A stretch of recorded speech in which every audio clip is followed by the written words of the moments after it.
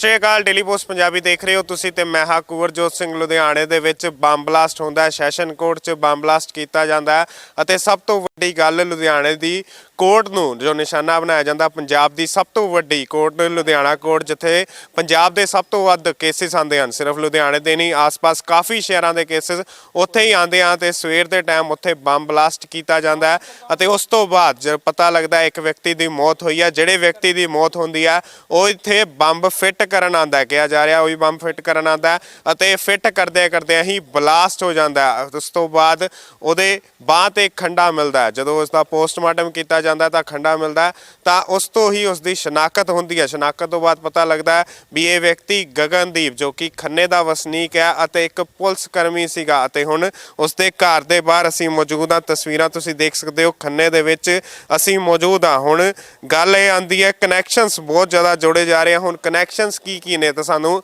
ਸਭ ਤੋਂ ਪਹਿਲਾਂ ਦੱਸ ਦਈਏ ਵੀ ਇਸ ਤੇ ਕੇਸ ਵੀ NDPS ਦਾ ਕੇਸ ਵੀ ਚੱਲ ਰਿਹਾ ਸੀ ਅਤੇ ਉਸ ਦੀ ਗੱਲ ਕਰੀਏ ਤਾਂ ਜੇਲ੍ਹ 'ਚ ਵੀ ਜਾ ਕੇ ਆਇਆ ਸੀ ਅਤੇ ਉੱਥੇ ਹੀ ਇਸ ਦਾ ਕੇਸ ਚੱਲ ਰਿਹਾ ਸੀ, ਉਸੇ ਕੋਰਟ 'ਚ।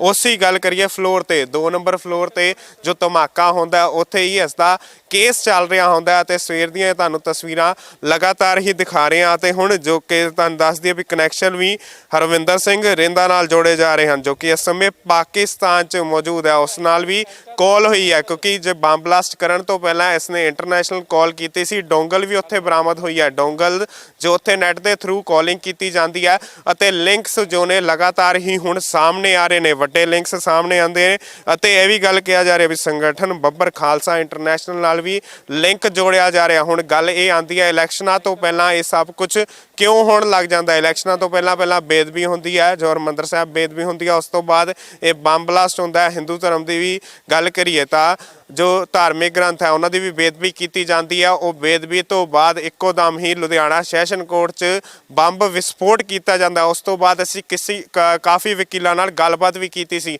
ਵਕੀਲ ਵੀ ਇਹ ਗੱਲ ਕਹਿ ਰਹੇ ਸੀਗੇ ਵੀ ਅਸੀਂ ਕਾਫੀ ਵਾਰ ਕਿਹਾ ਸੀ ਵੀ ਇੱਥੇ ਸਿਕਿਉਰਿਟੀ ਪੂਰਨ ਤੌਰ ਤੇ ਨਹੀਂ ਆ। ਤੁਸੀਂ ਬਾਰ-ਬਾਰ ਕਹਿੰਦੇ ਸੀ ਸ਼ਾਇਦ ਇਸ ਲਈ ਟਾਰਗੇਟ ਬਣਾਇਆ ਗਿਆ ਸੀ ਵੀ ਇਹਨੂੰ ਜੋ ਹੈ ਇੱਥੇ ਸਿਕਿਉਰਿਟੀ ਨਹੀਂ ਹੈ। ਹੁਣ ਵੱਡੀ ਗੱਲ ਇਹ ਕਹਿ ਰਿਹਾ ਵੀ ਲੁਧਿਆਣੇ 'ਚ ਹੀ ਉਹਦਾ ਕੇਸ ਚੱਲ ਰਿਹਾ ਸੀ, ਉਸੇ ਫਲੋਰ ਤੇ ਉਹਦਾ ਕੇਸ ਚੱਲ ਰਿਹਾ ਸੀ, ਸ਼ਾਇਦ ਉਸਨੇ ਡਾਕੂਮੈਂਟਸ ਡਿਸਟਰੋਏ ਕਰਨੇ ਹੋਣ ਇਸ ਲਈ ਬੰਬ ਬਲਾਸਟ ਕੀਤਾ ਗਿਆ। ਪਰ ਸਵਾਲ ਉਸ ਦੇ ਵਿੱਚ ਇਹ ਵੀ ਉੱਠ ਜਾਂਦਾ ਵੀ ਆਪਣੇ ਡਾਕੂਮੈਂਟਸ ਹੀ ਜੇ ਉਸਨੇ ਡਿਸਟਰੋਏ ਕਰਨੇ ਸੀ ਤਾਂ ਕਿਸੇ ਹੋਰ ਤਰੀਕੇ ਨਾਲ ਵੀ ਉਹ ਡਿਸਟਰੋਏ ਕਰ ਸਕਦਾ ਸੀ। ਸੋ ਹੁਣ ਲਖਵਿੰਦਰ ਸਿੰਘ ਲੱਕੀ ਨਾਲ ਵੀ ਗੱਲਬਾਤ ਕਰ ਲੈਂਦੇ ਆ, ਜੋ ਸਾਡੇ ਖੰਨੇ ਤੋਂ ਪੱਤਰਕਾਰ ਨੇ ਜੋ ਇੱਥੇ ਹੀ ਮੌਜੂਦ ਸੀ। ਉਹਨਾਂ ਨਾਲ ਸਾਰੀ ਅਪਡੇਸ਼ਨ ਉਹਨਾਂ ਤੋਂ ਪਤਾ ਕਰਦੇ ਆ। ਲਖਵਿੰਦਰ ਲੱਕੀ, ਕਾਫੀ ਕੁਛ ਜਿਵੇਂ ਦੱਸਿਆ ਵੀ ਹੈ, ਕੀ ਅਪਡੇਸ਼ਨ ਉੱਭਰ ਕੇ ਸਾਹਮਣੇ? ਕੱਲ ਰਾਤ ਤੋਂ ਤੁਸੀਂ ਇੱਥੇ ਮੌਜੂਦ ਸੀਗੇ, ਕੀ ਪਤਾ ਲੱਗਿਆ? NIA ਦੀ ਟੀਮ ਵੀ ਆਈ ਹੈ ਜੀ। ਬਿਲਕੁਲ, ਦੇਰ ਰਾਤ ਦਾ ਜਿਹੜਾ ਹੈਗਾ ਮਾਮਲਾ, ਤਕਰੀਬਨ 10 ਵਜੇ ਤੋਂ ਜਿਹੜੀ ਹੈਗੀ ਹੈ NIA ਦੀ ਟੀਮਾਂ ਔਰ ਉਸ ਤੋਂ ਇਲਾਵਾ ਪੁਲਿਸ ਅਧਿਕਾਰੀ ਵੱਡੇ ਪੱਧਰ ਤੇ ਜਿਹੜੇ ਹੈਗੇ ਇੱਥੇ ਪਹੁੰਚੇ ਹੋਏ ਸੀਗੇ। ਲਗਾਤਾਰ ਜਾਂਚ ਵਿੱਚ ਜੁਟੇ ਸੀ ਅਤੇ ਹਰ ਜਿਹੜੀ ਹੈਗੀ ਹੈ ਬਰੀਕੀ ਨਾਲ ਜਿਹੜੀ ਹੈਗੀ ਹੈ ਉਸ ਮਾਮਲੇ ਦੀ ਜਾਂਚ ਕੀਤੀ ਜਾ ਰਹੀ ਹੈ। ਤੁਸੀਂ ਹੁਣ ਵੀ ਜੇ ਆਪਾਂ ਤਸਵੀਰਾਂ ਦੇਖੀਏ ਤਾਂ ਕਿਸੇ ਨੂੰ ਵੀ ਫਿਲਹਾਲ ਘਰ ਦੇ ਅੰਦਰ ਔਰ ਘਰ ਤੋਂ ਬਾਹਰ ਨਹੀਂ ਆਉਣ ਦਿੱਤਾ ਜਾ ਰਿਹਾ ਔਰ ਪੁਲਿਸ ਪੂਰੀ ਤਰ੍ਹਾਂ ਜਿਹੜੀ ਹੈਗੀ ਹੈ ਇਹ ਪਤਾ ਕਰਨ ਦੀ ਕੋਸ਼ਿਸ਼ ਕਰ ਰਹੀ ਹੈ ਕਿ ਕਿਉਂਕਿ ਇੰਨਾ ਵਧੀਆ ਜਿਹੜਾ ਇੰਟੈਲੀਜੈਂਟ ਜਿਹੜਾ ਇੱਕ ਅਫਸਰ ਦੱਸਿਆ ਜਾ ਰਿਹਾ ਸੀਗਾ। ਕਹਿੰਦੇ ਨੇ ਆਸ-ਪਾਸ ਗੱਲ ਕੀਤੀ ਹੋਣੀ ਹੈ ਤਾਂ ਕਹਿੰਦੇ ਕਾਫੀ ਇੰਟੈਲੀਜੈਂਟ ਸੀ। 8 ਸਤੰਬਰ ਨੂੰ ਇਹ ਬਾਹਰ ਆਉਂਦਾ ਹੈ, ਉਸ ਤੋਂ ਬਾਅਦ ਪਤਾ ਨਹੀਂ ਕਿਹੜੀ ਪਲੈਨਿੰਗ ਹੁੰਦੀ ਹੈ। ਜੇਲ੍ਹ 'ਚ ਵੀ ਕਿਹਾ ਜਾ ਰਿਹਾ ਵੀ ਜੇਲ੍ਹ 'ਚ ਵੀ ਲਿੰਕ ਬਣੇ ਨੇ ਕਾਫੀ। ਜੀ ਬਿਲਕੁਲ, ਜਿਹੜੇ ਆਸ-ਪਾਸ ਤੋਂ ਅਸੀਂ ਜਿਹੜੇ ਗਵਾਂਢ ਤੋਂ ਪੁੱਛਿਆ ਉਹਨਾਂ ਦਾ ਕਹਿਣਾ ਕਿ ਬਹੁਤ ਵਧੀਆ ਇੱਕ ਪਲੇਅਰ ਵੀ ਸੀਗਾ, ਇੱਕ ਖਿਡਾਰੀ ਵੀ ਰਿਹਾ ਔਰ ਜਿਹੜੇ ਪੁਲਿਸ ਮਹਿਕਮੇ ਦੇ ਵਿੱਚ ਸਭ ਤੋਂ ਇੰਟੈਲੀਜੈਂਟ ਜਿਹੜਾ ਹੈਗਾ ਅਧਿਕਾਰੀ ਮੰਨਿਆ ਜਾਂਦਾ ਸੀਗਾ।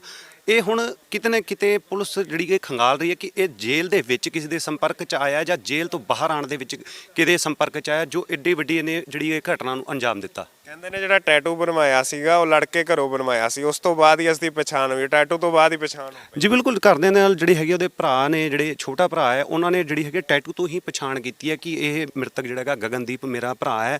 ਔਰ ਰਾਤ ਤੱਕ ਇਹ ਵੀ ਦੱਸਿਆ ਜਾ ਰਿਹਾ ਕਿ ਘਰ ਦੇ ਪੂਰੇ ਮੈਂਬਰਾਂ ਨੂੰ ਨਹੀਂ ਪਤਾ ਸੀ। ਹੁਣ ਜੇ ਕੁਝ ਸਮੇਂ ਦੀ ਪਹਿਲਾਂ ਦੀ ਗੱਲ ਕਰੀਏ ਤਾਂ ਘਰ ਦੇ ਵਿੱਚ ਬੜਾ ਇੱਕ ਤਣਾਅ ਦਾ ਮਾਹੌਲ ਸੀ ਕਿਉਂਕਿ ਹੁਣੇ ਪੂਰੇ ਪਰਿਵਾਰ ਨੂੰ ਪਤਾ ਲੱਗ ਚੁੱਕੀ ਕਿ ਗਗਨਦੀਪ ਹੁਣ ਜਿਹੜਾ ਹੈਗਾ ਇਸ ਦੁਨੀਆ ਵਿੱਚ ਨਹੀਂ ਰਿਹਾ ਔਰ ਕਿਤੇ ਨਾ ਕਿਤੇ ਪਰਿਵਾਰ ਨੂੰ ਵੀ ਜ਼ਰੂਰ ਹੈਰਾਨਗੀ ਹੋਊਗੀ ਕਿ ਐਡੇ ਵੱਡੇ ਤਾਰ ਉਹਦੇ ਬੱਬਰ ਖਾਲਸਾ ਨਾਲ ਕਿਵੇਂ ਜੁੜ ਗਏ। ਹੁਣ ਵੱਡੇ ਖੁਲਾਸੇ ਕੀ ਹੋਏ ਨੇ? ਲਿੰਕ ਕਿਹੜੇ ਉੱਭਰ ਕੇ ਸਾਹਮਣੇ ਆਏ ਆ? ਕੱਲ ਟੀਮ ਵੀ ਆਉਂਦੀ ਹੈ, NIA ਦੀ ਟੀਮ ਵੀ ਆਉਂਦੀ, ਕੀ ਉਹਨਾਂ ਨੇ ਮੀਡੀਆ ਨਾਲ ਕੋਈ ਗੱਲਬਾਤ ਕੀਤੀ, ਕੀ ਉਹਨਾਂ ਨੇ ਦੱਸਿਆ ਕੁਛ? ਜੀ ਰਾਤ ਜਿਹੜੇ ਹੈਗੇ NIA ਦੀ ਟੀਮ ਹੋ ਗਈ ਜਾਂ ਹੋਰ ਟੀਮ ਪੁਲਿਸ ਅਧਿਕਾਰੀ ਹੋ ਗਏ, ਫਿਲਹਾਲ ਉਹਨਾਂ ਨੇ ਕੋਈ ਜ਼ਿਆਦਾ ਜਾਣਕਾਰੀ ਨਹੀਂ ਦਿੱਤੀ। ਸਿਰਫ ਇਹੀ ਕਿਹਾ ਕਿ ਅਸੀਂ ਜਿਹੜੀ ਹੈਗੀ ਹੈ ਜਾਂਚ ਕਰ ਰਹੇ ਹਾਂ।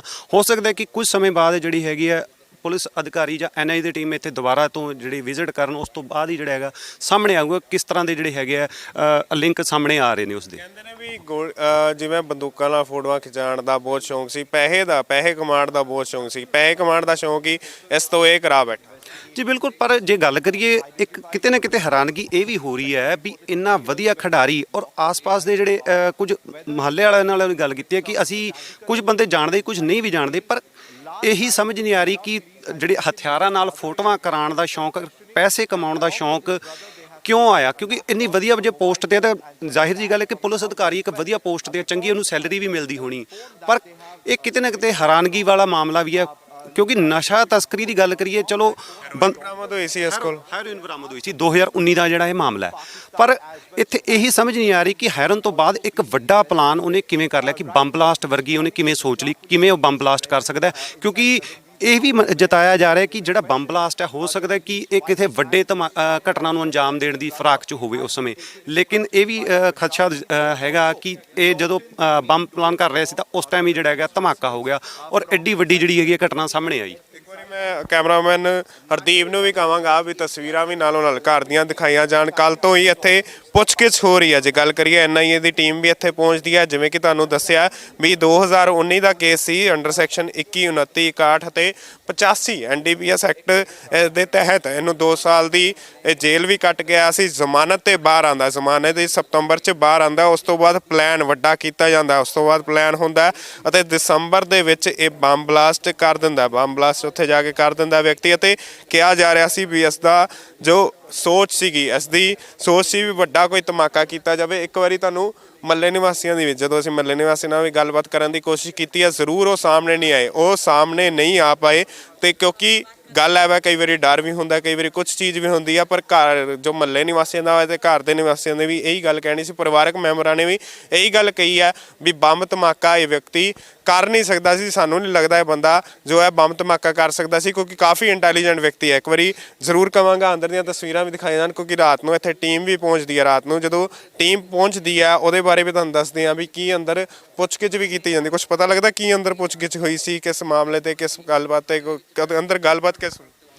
ਕਿਉਂਕਿ ਅੰਦਰ ਕਿਸੇ ਨੂੰ ਵੀ ਨਹੀਂ ਜਾਣ ਦਿੱਤਾ। ਪੁਲਿਸ ਜਿਹੜੀ ਹੈਗੀ ਲਗਾਤਾਰ ਹਾਲੇ ਵੀ ਜੇ ਆਪਾਂ ਗੱਲ ਕਰੀਏ ਅੰਦਰ ਹੀ ਬੈਠੀ ਹੈ, ਜਾਂਚ ਕਰ ਰਹੀ ਹੈ ਔਰ ਹੈਰਾਨਗੀ ਇਹ ਹੋ ਰਹੀ ਹੈ ਕਿ ਅਜੇ ਤੱਕ ਜਿਹੜੀ ਹੈਗੀ ਬਾਹਰ ਨਹੀਂ ਆਉਣ ਦਿੱਤਾ ਜਾ ਰਿਹਾ। ਕਿਉਂਕਿ ਇਹ ਹੁਣ ਜਿਹੜਾ ਹੈਗਾ ਸਮਾਂ ਸਮੇਂ ਆਉਣ ਵਾਲੇ ਸਮੇਂ 'ਚ ਦੇਖਿਆ ਜਾਊਗਾ ਕੀ ਹੋ ਰਿਹਾ ਅੱਗੇ, ਪੁਲਿਸ ਅਧਿਕਾਰੀ ਕੀ ਕਹਿੰਦੇ ਨੇ ਬਾਹਰ ਆ ਕੇ। 785 ਗ੍ਰਾਮ ਹੈਰੋਇਨ ਇਸ ਕੋਲ ਬਰਾਮਦ ਹੋਈ ਸੀ। 23 ਦਸੰਬਰ ਨੂੰ ਇਹ ਬੰਬ ਬਲਾਸਟ ਕਰ ਦਿੰਦਾ, ਸਤੰਬਰ 'ਚ ਬਾਹਰ ਆਉਂਦਾ, ਮਤਲਬ ਫੁੱਲ ਪਲੈਨਡ ਸੀਗਾ। ਟਿਫਨ ਬੰਬ ਕਿਹਾ ਜਾ ਰਿਹਾ, ਟਿਫਨ ਬੰਬ ਉਸ ਲਈ ਤਾਰਾ ਜੋੜਦਾ ਹੁੰਦਾ ਤਾਂ ਧਮਾਕਾ ਹੋ ਜਾਂਦਾ। ਗੱਲ ਤਾਂ ਐਸੀ ਪੂਰਾ ਫਲੋਰ ਉਡਾਉਣ ਦਾ, ਜਿਹੜੀ ਸੋਚ ਸੀਗੀ ਪੂਰੇ ਫਲੋਰ ਉਡਾਉਣ ਦੀ, ਤੁਹਾਨੂੰ ਉਹ ਵੀ ਤਸਵੀਰਾਂ ਨਾਲੋਂ ਨਾਲ ਕੋਰਟ ਦੀਆਂ ਵੀ ਤਸਵੀਰਾਂ ਦਿਖਾਈਆਂ ਸਨ ਵੀ ਕਿਸ ਤਰੀਕੇ ਨਾਲ ਉੱਥੇ ਸਾਰੇ ਕੰਚ ਜੋ ਸੀਗੇ ਟੁੱਟ ਗਏ ਸੀ। 6ਵੇਂ ਫਲੋਰ ਤੱਕ ਤੁਹਾਨੂੰ ਤਸਵੀਰਾਂ ਦਿਖਾਈਆਂ ਸੀ ਵੀ 6ਵੇਂ ਫਲੋਰ ਤੱਕ ਕੰਚ ਟੁੱਟ ਗਏ ਸੀ। ਨਾਲੋਂ ਨਾਲ ਜਿਹੜੇ ਉੱਥੇ ਲੋਕ ਜਿਹੜੇ ਉੱਥੇ ਤੁਹਾਨੂੰ ਕਹਿ ਸਕਦੇ ਹਾਂ ਵੀ ਘਟਨਾ ਜਦੋਂ ਹੁੰਦੀ ਆ ਤਾਂ ਲੋਕ ਜ਼ਖਮੀ ਵੀ ਹੁੰਦੇ ਹਨ। ਉਹਨਾਂ ਦੇ ਪਰਿਵਾਰਕ ਮੈਂਬਰਾਂ ਨਾਲ ਨਾਲੋਂ ਨਾਲ ਤੁਹਾਨੂੰ ਗੱਲਬਾਤ ਵੀ ਸੁਣਾਈ ਸੀ, ਉਹ ਵੀ ਇੱਕੋ ਦਮ ਉੱਥੇ ਮੌਜੂਦ ਸੀਗੇ। ਉਹਨਾਂ ਨੂੰ ਵੀ ਇੱਕੋ ਦਮ ਧਮਾਕਾ ਹੁੰਦਾ ਤਾਂ ਪਤਾ ਨਹੀਂ ਲੱਗਦਾ, ਸੁੱਧ ਬੁੱਧ ਨਹੀਂ ਰਹਿੰਦੀ ਵੀ ਕੀ ਹੋਇਆ ਕੀ ਨਹੀਂ ਹੋਇਆ, ਇੱਕੋ ਦਮ ਕਿੱਦਾਂ ਧਮਾਕਾ ਹੋ ਜਾਂਦਾ। ਅਤੇ 2007 ਦੀ ਗੱਲ ਕਰੀਏ, 2007 ਲੁਧਿਆਣੇ ਵਿੱਚ ਹੀ ਸ਼ਿੰਗਾਰ ਸਿਨੇਮੇ 'ਚ ਬੰਬ ਬਲਾਸਟ ਕੀਤਾ ਜਾਂਦਾ, ਬੰਬ ਬਲਾਸਟ ਹੁੰਦਾ। ਉਸ ਤੋਂ ਬਾਅਦ ਇਹ ਵੱਡੀ ਘਟਨਾ ਲੁਧਿਆਣੇ ਵਿੱਚ ਉੱਭਰ ਕੇ ਸਾਹਮਣੇ ਆਉਂਦੀ ਹੈ। ਜ਼ਰੂਰ ਗੱਲ ਇਹ ਹੈ ਸ਼ਾਇਦ ਉਸ ਵਿਅਕਤੀ ਨੇ ਇਹ ਸੋਚ ਕੇ ਸਿਕਿਉਰਿਟੀ ਪਹਿਲਾਂ ਉਸਨੇ ਚੈੱਕ ਕੀਤੀ ਹੋਏਗੀ, ਕਿਉਂਕਿ ਬਾਰ-ਬਾਰ ਗੱਲ ਕਰੀਏ ਤਾਂ ਉੱਥੇ ਆਉਂਦਾ ਜਾਂਦਾ ਰਹਿੰਦਾ ਸੀ, ਕਿਉਂਕਿ ਕੇਸ ਵੀ ਉੱਥੇ ਹੀ ਚੱਲ ਰਿਹਾ ਸੀ, ਉਸੇ ਕੋਰਟ 'ਚ ਹੀ ਕੇਸ ਚੱਲ ਰਿਹਾ ਸੀਗਾ, ਉਸੇ ਫਲੋਰ ਤੇ ਹੀ ਉਹ ਕੋਰਟ ਸੀਗੀ।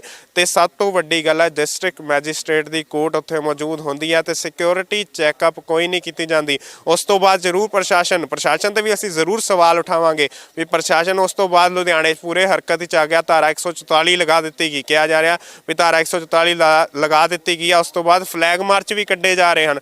ਫਲੈਗ ਮਾਰਚ ਕੱਢਣ ਦਾ ਇਹ ਕੀ ਮਤਲਬ ਹੈ, ਹੁਣ ਫਲੈਗ ਮਾਰਚ ਕੱਢੇ ਜਾ ਰਹੇ ਹਨ ਪਰ ਪਹਿਲਾਂ ਸਿਕਿਉਰਿਟੀ ਕਿੱਥੇ ਸੀ। ਜੇ ਕੋਰਟ ਦੀ ਗੱਲ ਕਰੀਏ ਤਾਂ ਕੋਰਟ 'ਚ ਪੋਲੀਟੀਸ਼ੀਅਨਸ ਵੀ ਆਉਂਦੇ ਹਨ। ਜੇ ਆਮ ਲੋਕਾਂ ਦਾ ਸ਼ਾਇਦ ਨਹੀਂ ਸੋਚਦੀ ਸਰਕਾਰ, ਨਹੀਂ ਸੋਚਦਾ ਪ੍ਰਸ਼ਾਸਨ, ਤਾਂ ਉੱਥੇ ਆਮ ਲੋਕ ਦੀ ਗੱਲ ਕਰੀਏ ਪੋਲੀਟੀਸ਼ੀਅਨਸ ਵੀ ਆਉਂਦੇ ਸਨ, ਵੱਡੇ ਵੱਡੇ ਸੈਲੀਬ੍ਰਿਟੀਜ਼ ਵੀ ਆਉਂਦੇ ਸਨ, ਕਿਉਂਕਿ ਕੇਸ ਚੱਲਦੇ ਰਹਿੰਦੇ ਸਨ।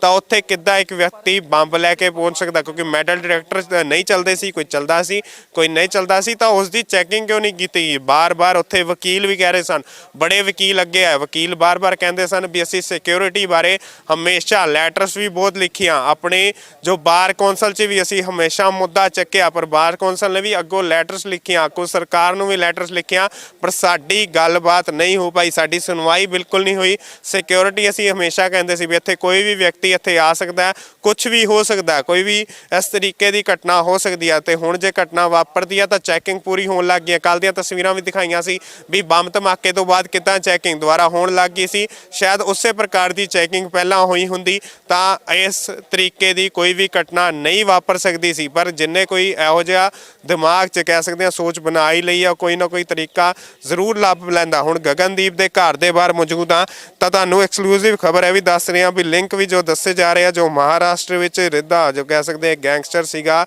ਉਹ ਇਸ ਸਮੇਂ ਪਾਕਿਸਤਾਨ ਦੇ ਵਿੱਚ ਆ ਤੇ ਉਸ ਨਾਲ ਕਾਲ ਵੀ ਡੋਂਗਲ ਵੀ ਮਿਲਦੀ ਆ, ਉੱਥੇ ਮੌਕੇ ਤੇ ਡੋਂਗਲ ਮਿਲਦੀ ਆ ਤੇ ਉਸ ਤੇ ਇੰਟਰਨੈਸ਼ਨਲ ਕਾਲਿੰਗ ਕੀਤੀ ਜਾਂਦੀ ਆ ਤੇ 3 ਵਾਰੀ ਇਸ ਨੂੰ ਕਾਲਿੰਗ ਕੀਤੀ ਜਾ ਰਹੀ ਆ। ਸੋ ਇੰਟਰਨੈਸ਼ਨਲ ਲਿੰਕ ਜੋ ਨੇ ਉਹ ਸਾਹਮਣੇ ਆਏ ਨੇ। ਹੁਣ ਗੱਲ ਇਹ ਆਂਦੀ ਆ ਮਹੱਲਾ ਨਿਵਾਸੀਆਂ ਤੇ ਵੀ ਅਸੀਂ ਗੱਲਬਾਤ ਕਰਨ ਦੀ ਕੋਸ਼ਿਸ਼ ਕੀਤੀ ਆ, ਪਰ ਉਹਨਾਂ ਨੇ ਵੀ ਉੱਭਰ ਕੇ ਕੁਝ ਨਹੀਂ ਸਾਹਮਣੇ ਆਇਆ। ਇਹ ਦੱਸੋ ਕਿ ਮਹੱਲਾ ਨਿਵਾਸੀਆਂ ਨਾਲ ਤੁਸੀਂ ਆਫ ਦੀ ਕੈਮਰਾ ਜਦੋਂ ਗੱਲਬਾਤ ਕਰਦੇ ਹੋ ਉਹ ਕੀ ਉੱਭਰ ਕੇ ਸਾਹਮਣੇ ਆਉਂਦਾ, ਉਹ ਕੀ ਕਹਿੰਦੇ ਨੇ? ਕਿਉਂਕਿ ਜ਼ਿਆਦਾ ਹਰ ਬੰਦਾ ਇਸ ਸਮੇਂ ਜਿਹੜਾ ਹੈਗਾ ਡਰ ਦੇ ਮਾਹੌਲ ਵਿੱਚ ਹੈ ਕਿ ਇੰਨਾ ਵੱਡਾ ਜਿਹੜਾ ਹੈਗਾ ਘਟਨਾ ਨੂੰ ਅੰਜਾਮ ਦਿੱਤਾ, ਖੁੱਲ੍ਹ ਕੇ ਜਿਹੜਾ ਹੈਗਾ ਕੋਈ ਨਹੀਂ ਬੋਲ ਰਿਹਾ। ਕਿਉਂਕਿ ਸਵੇਰ ਦਾ ਸਮਾਂ ਅਸੀਂ ਕੁਝ ਕੁ ਲੋਕਾਂ ਨੇ ਜਿਹੜੀ ਕਿ ਗੱਲਬਾਤ ਕਰਨ ਦੀ ਜ਼ਰੂਰ ਕੋਸ਼ਿਸ਼ ਕੀਤੀ ਕਿ ਗਗਨਦੀਪ ਕਿੱਦਾਂ ਦਾ ਬੰਦਾ ਸੀਗਾ।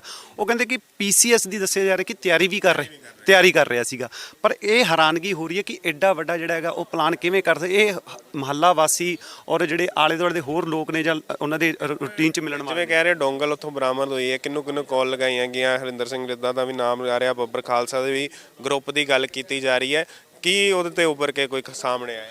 ਜੀ ਅਜੇ ਤੱਕ ਜਿਹੜੇ ਪੁਲਿਸ ਅਧਿਕਾਰੀ ਜਿਹੜੇ ਹੈਗੇ ਕੁਝ ਵੀ ਕਲੀਅਰ ਦੱਸਣ ਨੂੰ ਤਿਆਰ ਨਹੀਂ ਹੈਗੇ ਕਿ ਉਹਦੇ ਕਿਹਦੇ ਸੰਪਰਕ 'ਚ ਆਇਆ, ਬੱਬਰ ਖਾਲਸਾ ਦੇ ਕੰਟੈਕਟ 'ਚ ਆਇਆ, ਜੇਲ੍ਹ ਦੇ ਵਿੱਚ ਰਹਿ ਕੇ ਕਿਸੇ ਦੇ ਜਿਹੜੇ ਹੈਗੇ ਸੰਪਰਕ 'ਚ ਆਇਆ। ਇਹ ਪੁਲਿਸ ਜਿਹੜੀ ਹੈਗੀ ਅਜੇ ਕੁਝ ਵੀ ਮੀਡੀਆ ਨੂੰ ਸਾਫ਼ ਤੌਰ ਤੇ ਨਹੀਂ ਦੱਸ ਰਹੀ ਹੈਗੀ।